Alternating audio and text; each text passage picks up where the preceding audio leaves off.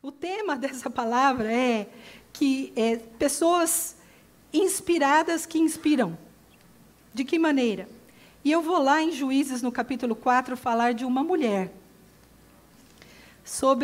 Não poderia deixar, de falar sobre uma mulher hoje. Juízes, capítulo 4, eu vou falar sobre Débora. O que acontece nessa história com Débora? É muito interessante, irmãos, porque hoje eu estava falando na classe, que eu estou fazendo agora com um grupo de pessoas que estão interessados em conhecer sobre o ministério profético. E eu dizia que realmente, às vezes, a gente lê a Bíblia e a gente não percebe algumas coisas.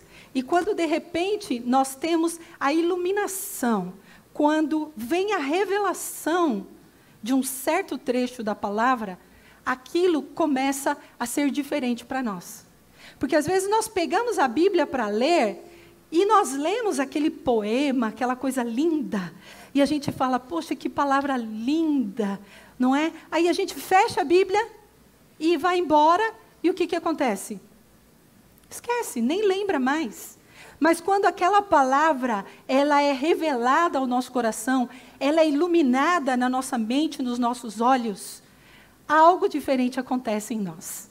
Talvez se eu perguntasse aqui, cada um de nós poderíamos dizer, olha, eu tenho uma palavra que Deus falou comigo, e isso foi o que manteve a minha vida, sustentou a minha vida em momentos difíceis, sim ou não?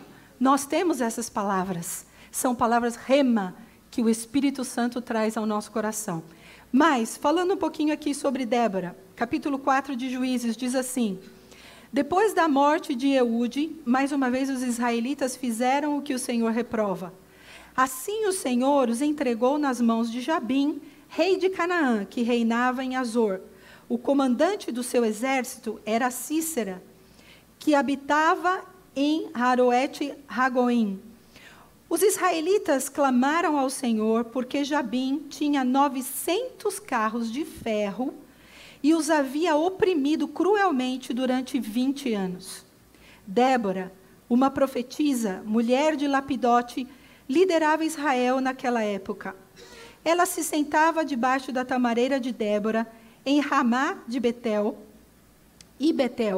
nos montes de Efraim, e os israelitas a procuravam, para que ela decidisse as suas questões. Débora mandou chamar Baraque, filho de Abinoão, de Quedes, em Naftali, e lhe disse, o Senhor, o Deus de Israel, lhe ordena que reúna 10.000 homens de Naftali e Zebulon e vá ao Monte Tabor. Ele fará que Cícera, o comandante do exército de Jabim, vá atacá-lo com seus carros de guerra e tropas, junto ao rio Quizon, e os entregará em suas mãos. Baraque disse a ela, se você for comigo, irei, mas se não for, não irei. Respondeu Débora, está bem, irei com você, mas saiba que por causa do seu modo de agir, a honra não será sua, porque o Senhor entregará Cícera nas mãos de uma mulher. Então Débora foi a Quedes com Baraque.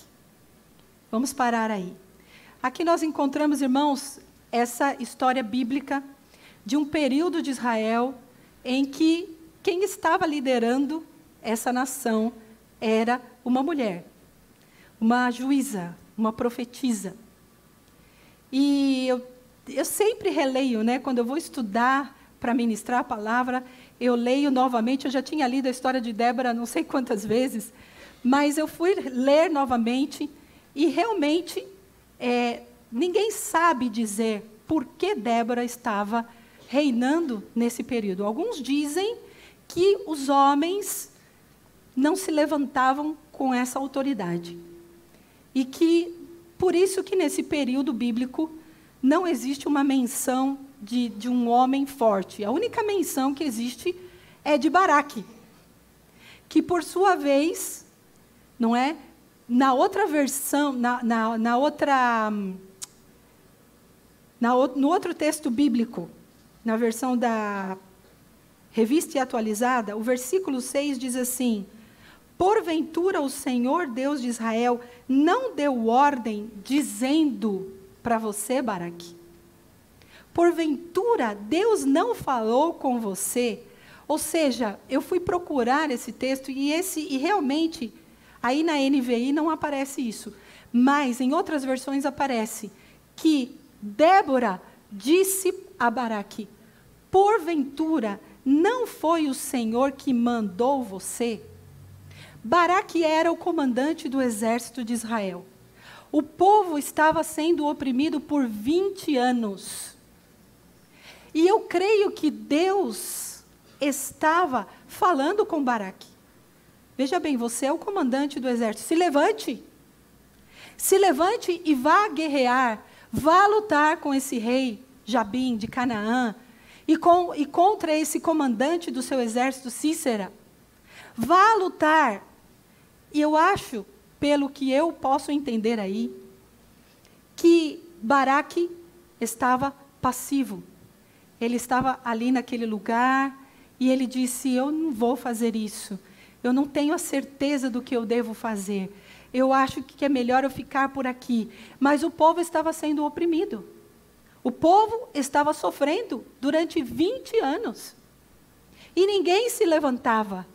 E ali estava Débora, que ia debaixo daquela, algumas versões dizem palmeira de Débora, outras dizem tamareira, na NVI diz tamareira, e ela ia debaixo daquela árvore. Ela não tinha uma sala, ela não tinha um lugar assim especial, não importa.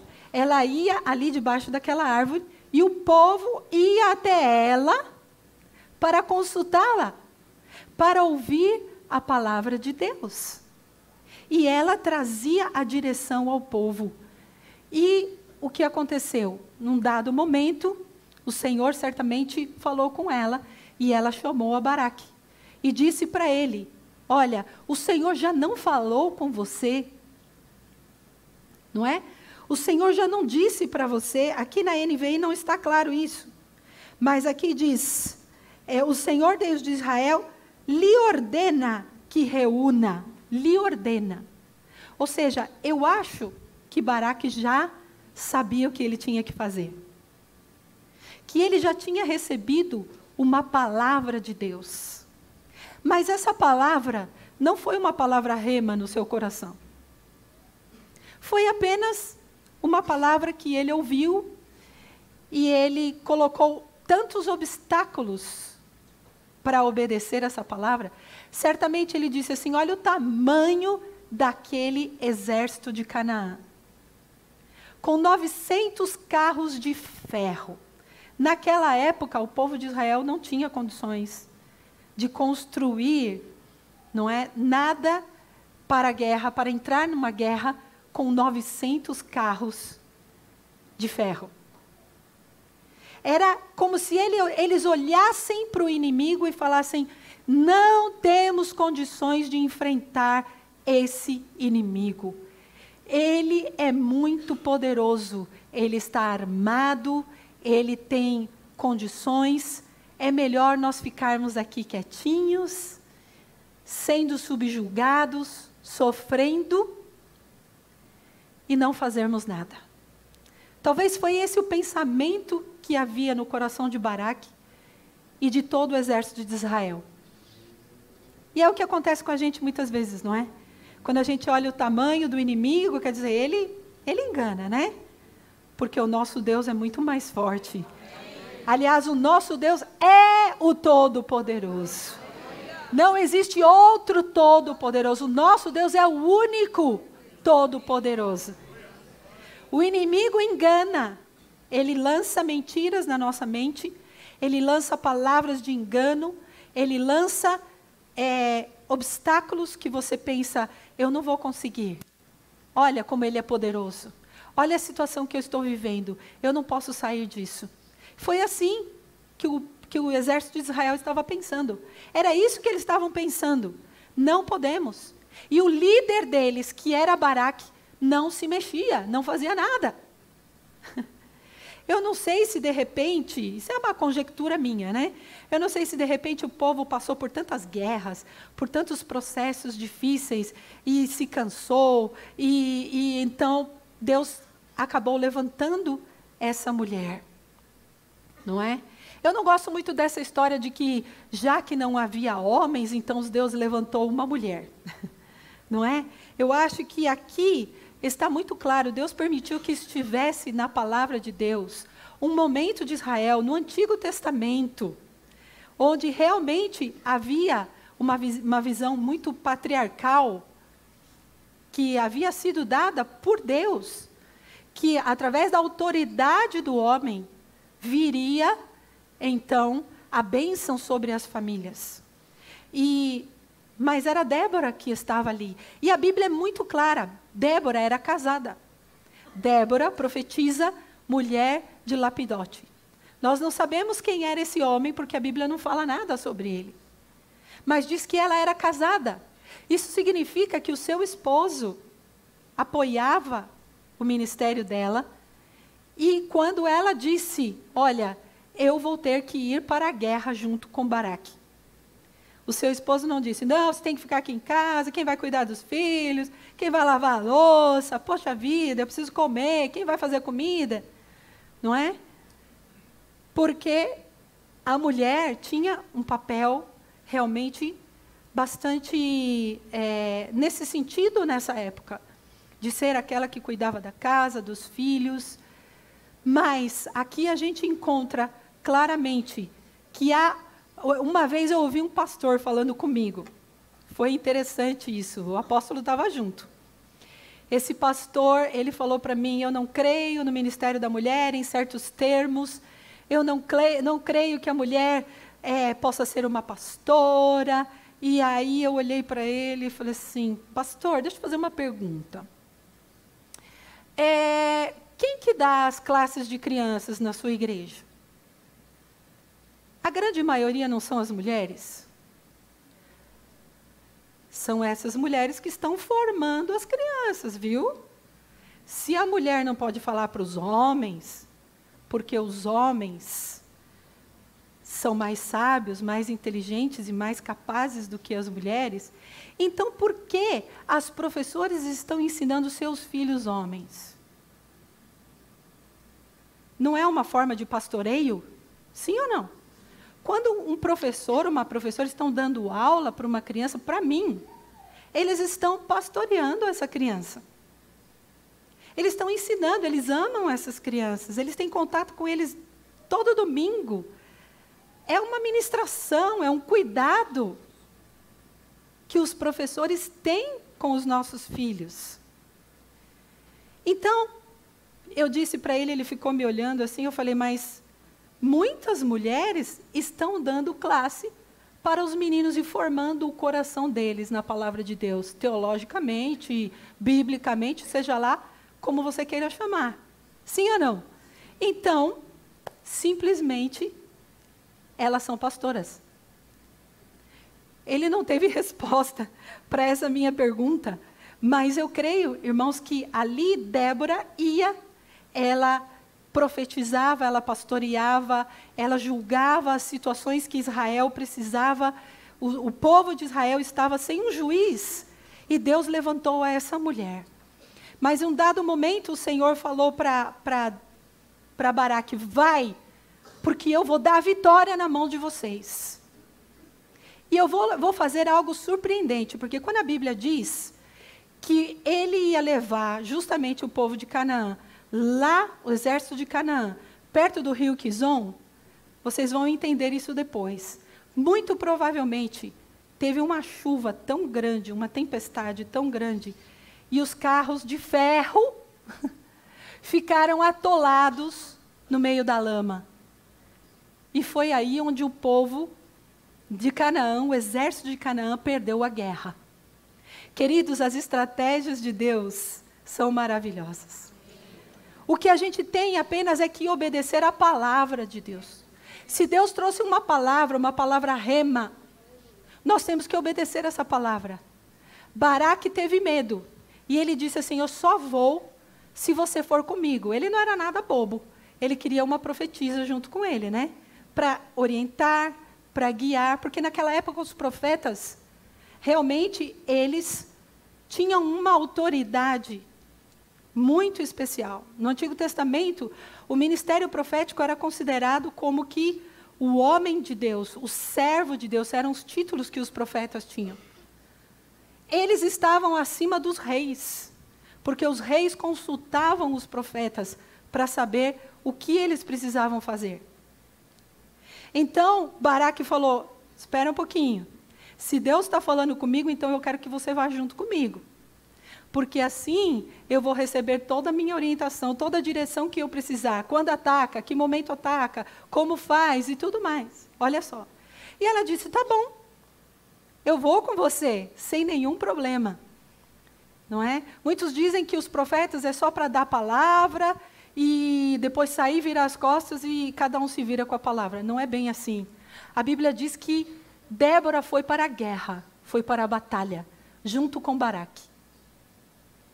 E Deus usou a vida dela ali, e ela disse o momento de entrar em batalha, o momento de entrar em guerra, e eles venceram a batalha. Mas ela disse para ele assim, olha, tudo bem, eu vou com você, mas a honra da vitória dessa guerra não é você quem vai receber, vai ser uma mulher. E não era nem ela mesma, era uma outra mulher, que também se deixou ser usada por Deus e viu uma oportunidade. Mas isso é outra palavra, é outra pregação. Já ministrei muito sobre Jael, essa mulher que matou a esse comandante do exército de Canaã, que matou a Cícera. Então, simplesmente, irmãos, nós podemos ver aqui o seguinte, onde eu quero chegar com tudo isso. Eu quero chegar que Débora era uma mulher inspirada por Deus. Uma mulher que tinha autoridade de Deus, que conhecia o que Deus estava falando. Era uma mulher que tinha intimidade com Deus. Nós só vamos entender, amados, a palavra de Deus. A palavra de Deus só vai ser rema, só vai ser revelada ao nosso coração se nós quisermos ter intimidade com essa palavra. E buscarmos com intensidade. Porque, olha, nós podemos vir à igreja todo domingo. Né? Tem pessoas que chegam para mim e falam assim, olha, em Cristo Centro tem muita palavra boa, tem muita palavra maravilhosa que edifica e tudo mais. E eu digo, mas estamos vivendo essa palavra? Né? Como diz a própria palavra, que nós devemos fazer e não estar apenas ouvindo, não ser apenas ouvintes da palavra, mas aqueles que fazem, aqueles que colocam a palavra em prática. Amém, queridos?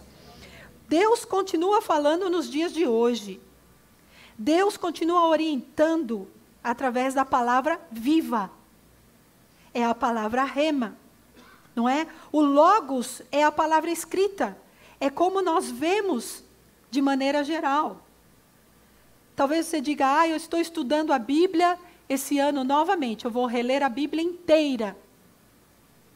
E aí a gente pega aquele plano bíblico, às vezes eu faço isso, estou falando porque às vezes eu faço. Eu pego o plano bíblico e falo, mas hoje eu tenho que ler esse capítulo. Aí se eu, por alguma razão, perdi, tal, aí eu leio tudo, leio rápido. Ai, pronto, consegui fazer o meu plano bíblico de hoje. Mas não é isso, não é? Nós devemos ler a palavra e meditar na palavra. Nós devemos pedir ao Espírito Santo, revela, Senhor, revela para mim o que o Senhor está querendo falar comigo. Revela, traz essa palavra rema, que me levanta, que me faz movimentar. Porque Baraque tinha recebido uma palavra de Deus. Mas só quando ele recebeu essa palavra inspirada, essa palavra rema, foi que ele se levantou e disse, eu vou. Às vezes, o que está faltando para nós, às vezes não é tanto ler a Bíblia. Eu leio, eu vou na igreja, eu ouço as pregações, mas não é só isso. Nós precisamos buscar o Espírito Santo de Deus.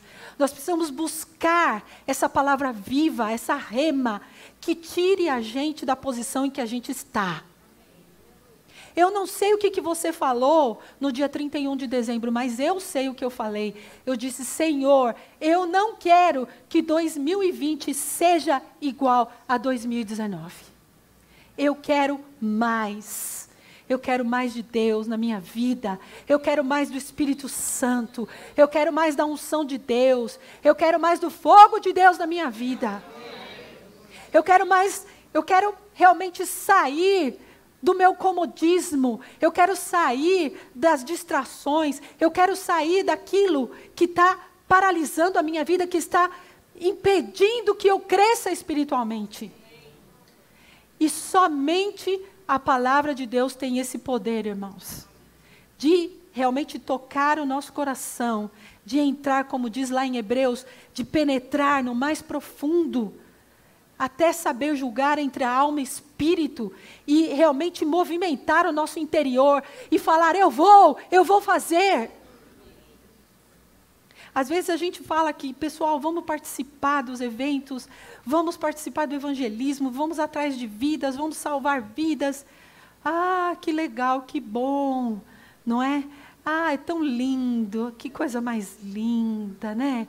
É tão romântico, nós somos românticos, gostamos, achamos lindo, mas daí até a ação é outra história. A gente dá tantas desculpas, a gente fala, não é? Ah, eu não posso, estou cansado, eu tenho outro compromisso, eu tenho isso, eu tenho aquilo. Por quê? Porque aquela palavra não entrou dentro de nós, aquela palavra que diz assim, eu tenho que ir, e eu tenho que fazer o que a Bíblia diz, ide por todo mundo e pregar o evangelho a toda criatura. Ide fazer discípulos de todas as nações, ensinando-as em nome do Pai, do Filho e do Espírito Santo. É algo que vem dentro de nós que não tem jeito, irmãos. Queima, faz a gente se levantar do lugar onde a gente está. E tomar uma atitude.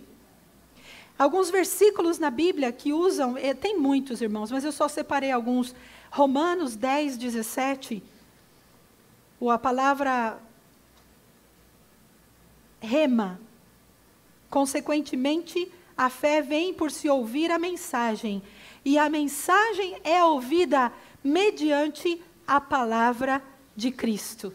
Essa palavra aí, no grego, é a palavra rema.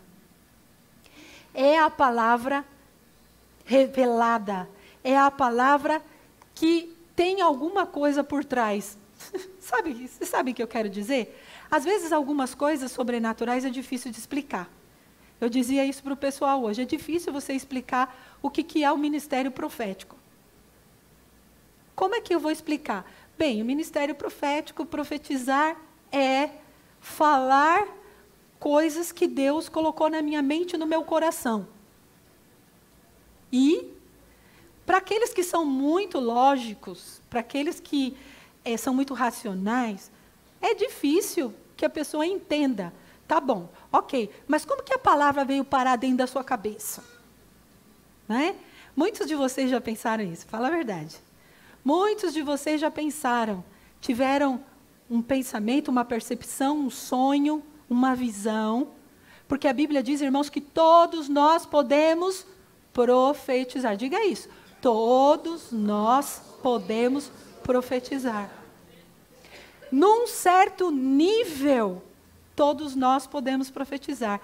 Quando está dizendo isso, está dizendo de pessoas que estão cheias da palavra de Deus. E essa palavra, ela faz uma revolução aqui dentro da gente. Ela queima dentro de nós. E aí, quando Deus, que ama o homem de uma maneira tão profunda, Ele quer falar com o homem de uma forma direta. Então, ele impulsiona outros que vão, que falem, que levem essa pessoa a entender que Ele existe realmente. Porque talvez essa pessoa jamais poderia ter recebido uma palavra, essa pessoa jamais poderia saber o que estava acontecendo na vida daquela pessoa. Somente Deus, somente o Espírito Santo. Mas sabe de uma coisa, irmãos? Uma vez, quando Moisés, o Senhor falou para Moisés: sobe, Moisés, sobe no monte que eu vou falar com você.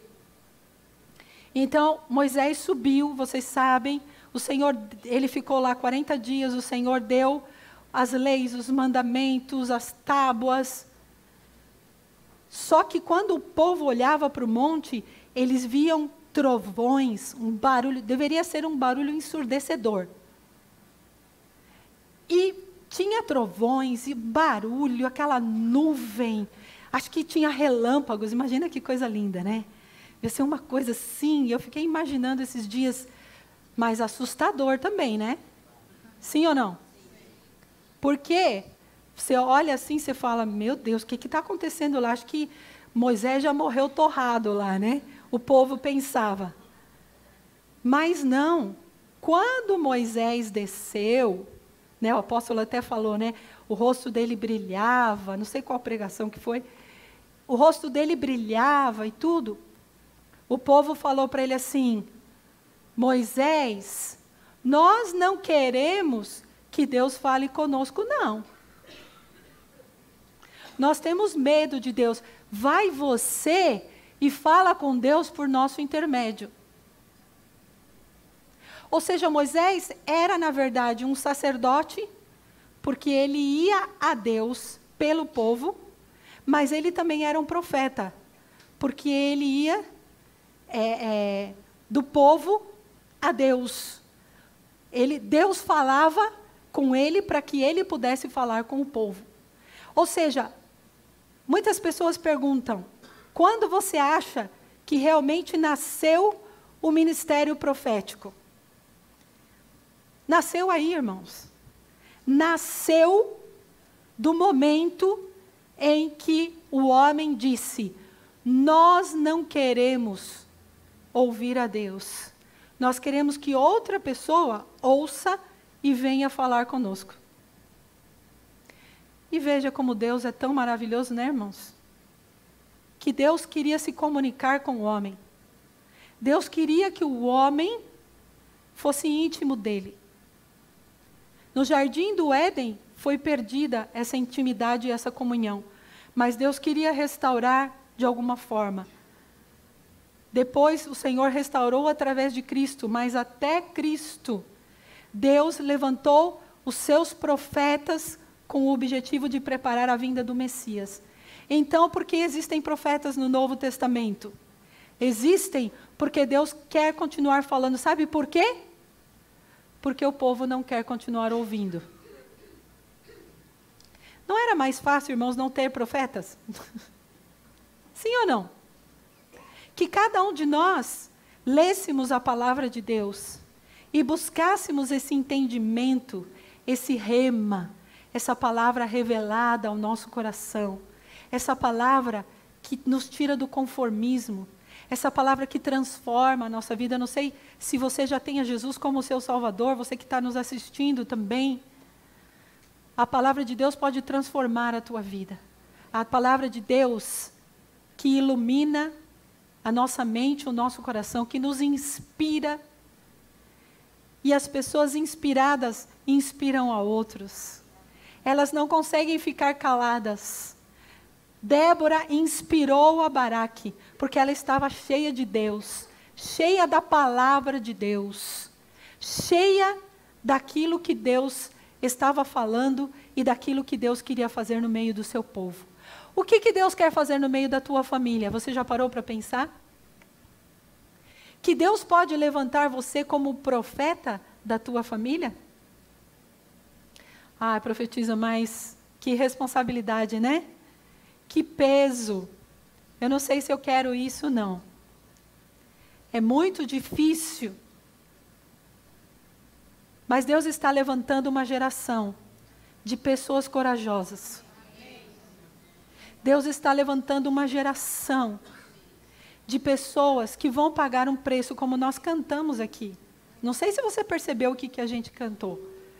Naquela parte da música que fala, seja qual for o preço, como é que diz? Não importa o preço. Será mesmo? A gente canta as músicas e não presta atenção, irmãos. Esse é um grande problema que a gente tem. Nós estamos cantando palavras, e as palavras, irmãos, elas têm poder.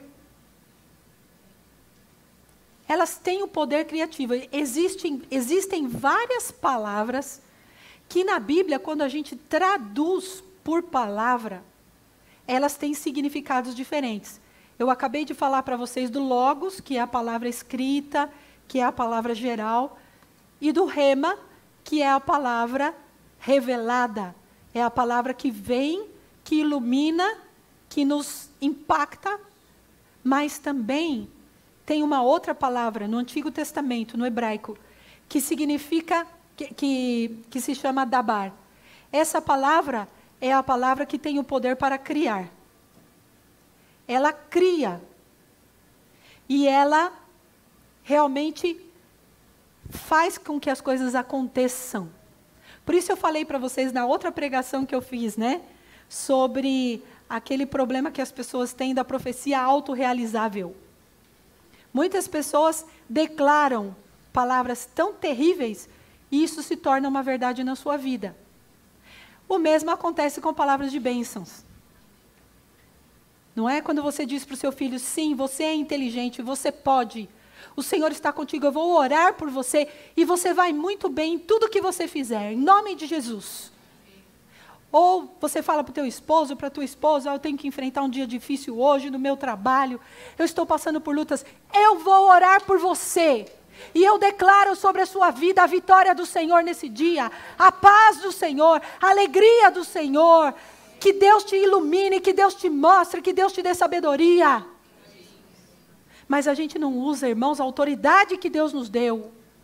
A gente se esconde atrás dos pastores, dos profetas e dos líderes. Não é? A nossa palavra tem poder.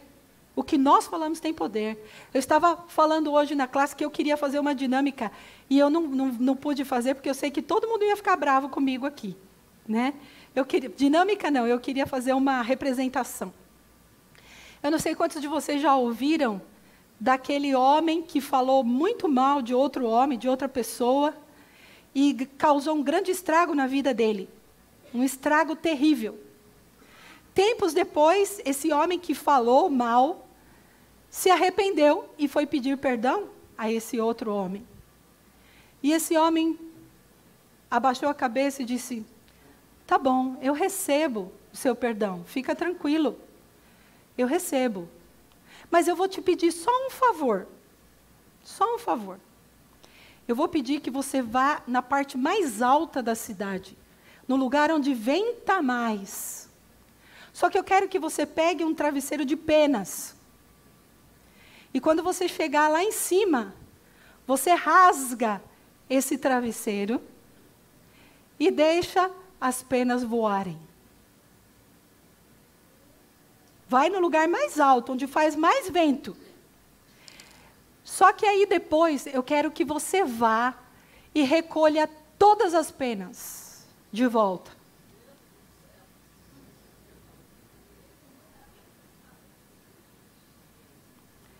Eu pergunto, é possível? Assim é. Essa é uma ilustração para falar sobre o que nós falamos, irmãos. O que nós declaramos com os nossos lábios. Quando é lançado, não tem mais como voltar atrás. Não tem mais. Então, se nós vamos lançar palavras, irmãos, que sejam palavras de vida, que sejam palavras de edificação, de encorajamento, de consolação, como é a palavra profética, lá em 1 Coríntios 14, 3. Mas o que profetiza, o faz para edificação, encorajamento e para a consolação dos demais. Então, queridos, quando vem essa palavra revelada, e revelar significa tirar o véu, é como se nós tivéssemos algo encobrindo os nossos olhos, como se nós não pudéssemos ver. Deus quer que nós vejamos. Isso não é só para os profetas. Isso não é só para os pastores, para os apóstolos, para os líderes. Isso é para todos nós. Fala para quem está do teu lado, isso é para mim e para você. Mas fala com raiva mesmo, isso é para mim e para você.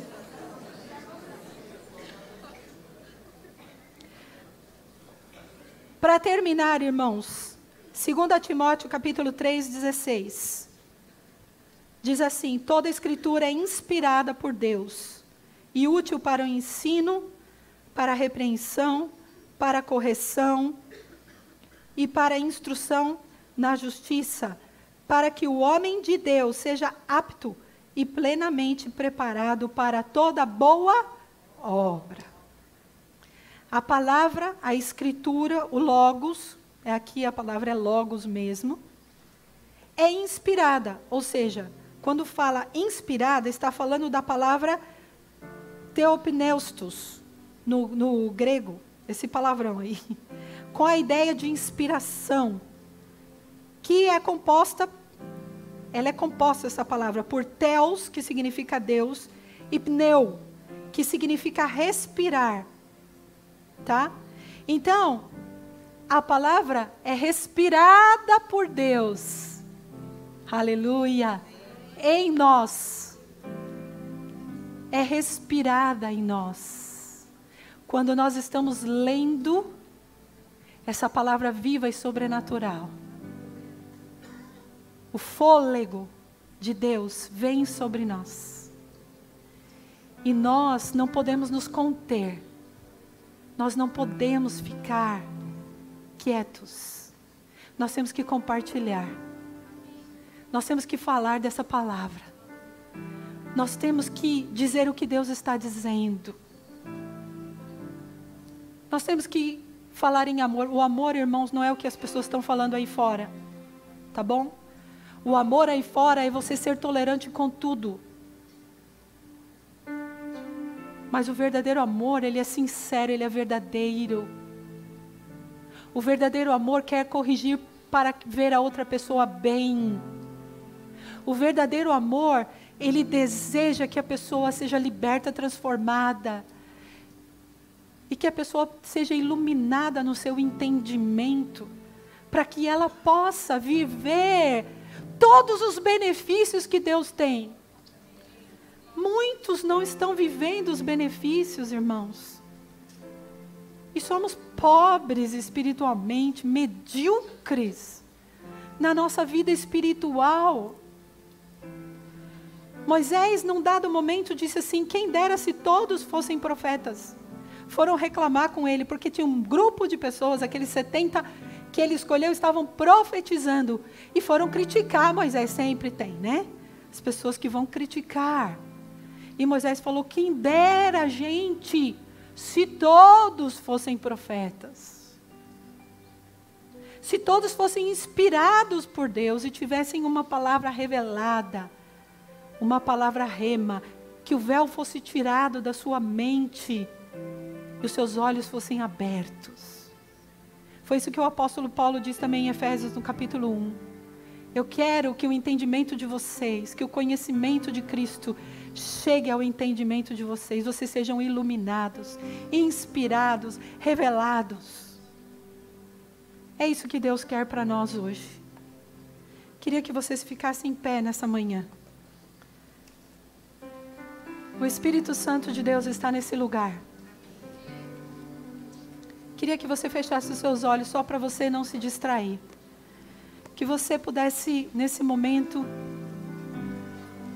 aí no teu lugar, falar com Deus. Se você tem sido dessas pessoas que leem a Bíblia, que até vêm à igreja, gostam das palavras, mas você não tem conseguido absorver essa palavra. Essa palavra é apenas uma instrução, um conhecimento natural. Deus quer tocar na tua vida, no teu coração nessa manhã.